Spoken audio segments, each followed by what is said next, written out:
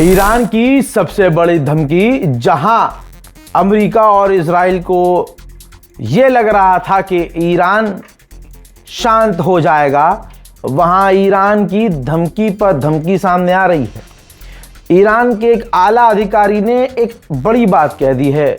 उन्होंने कह दिया है, यानी धमकी दे दी है कि जितने भी हमारे लीडर्स के, हमारे ऑफिशियल्स के कातिल हैं, जिन्होंने हमारे लीडर्स को असैसिनेट किया है, वो आम मौत नहीं मरेंगे, नेचुरल मौत नहीं आएगी उन्हें। यानी ईरान ने धमकी दे दी है कि जिन लोगों ने हमारे लीडर्स को कत्ल किया है, हमारे ऑफिशियल्स को कत्ल किया है, उन्हें तो हम ही मारेंगे। باورتون میشد یه روزی فکرشو میکردین بر پیکر آقای شهیدمون بخوایم نماز بخونیم؟ الان داشتم می اومدم فقط هی تصور میکردم که این موضوع نباشه.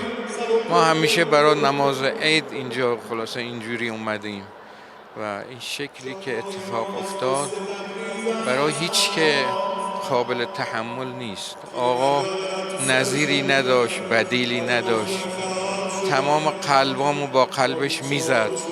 الان که قلبمون وایستاده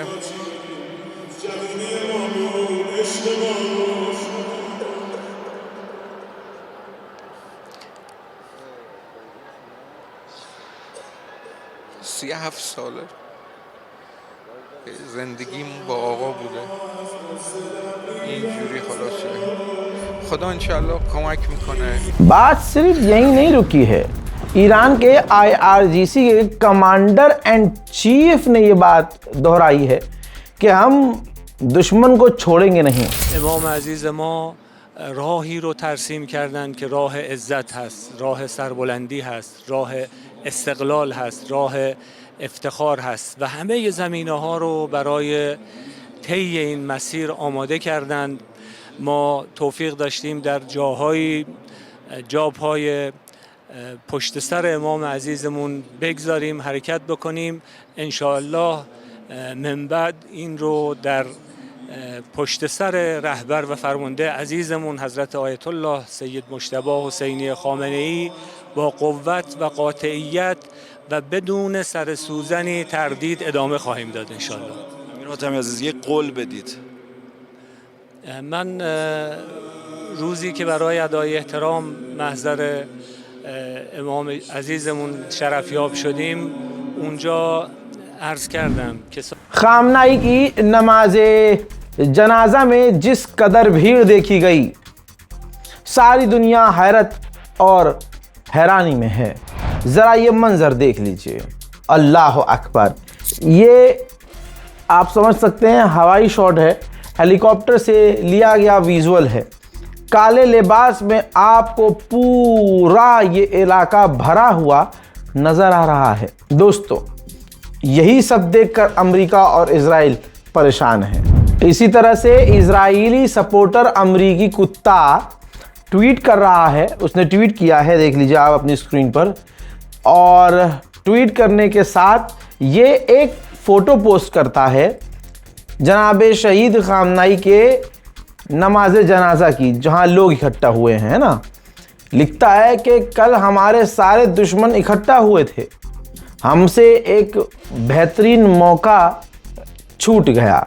यानी ये कह रहा है कि काश इजराइल या अमेरिका ने हमला कर दिया होता। ईरान के नेशनल सिक्योरिटी काउंसिल ने भी आधिकारिक बयान दिया है।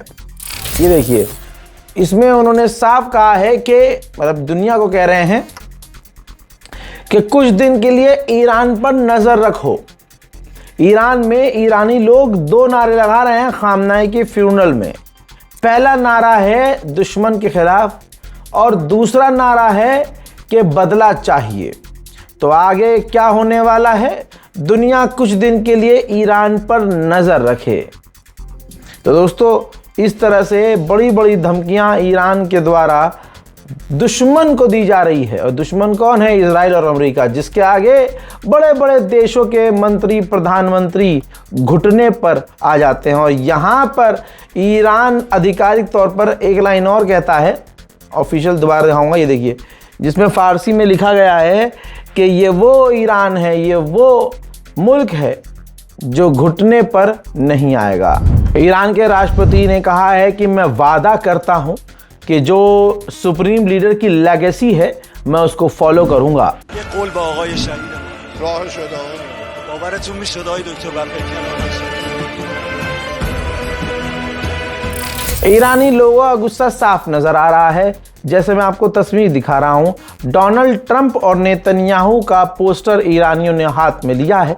लिखा है देयर विल बी ब्लड, यानी खून का बदला लिया जाएगा, खून बहेगा। जी हाँ, इस तरह के नारे और इससे ख़तरनाक नारे भी अमेरिका और इजराइल के लिए ईरान में लोगों के द्वारा लगाए गए हैं। मोहतरम हजरात, पूरी रात प्रदर्शन ईरान के अंदर देखा गया है। सड़कों पर मतलब पूरा इलाका सिर्फ मजमे से यानी लोगों से भरा हुआ है।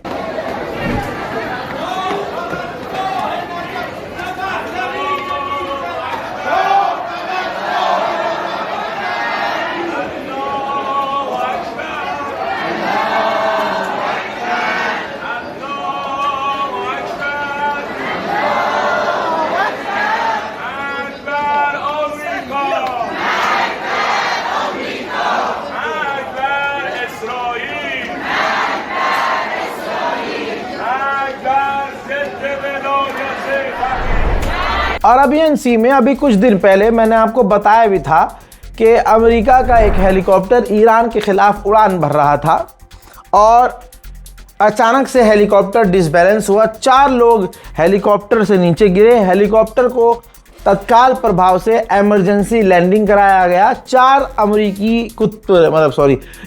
अमेरिकी फौजी जो हैं वो गिर जाते हैं समुद्र में।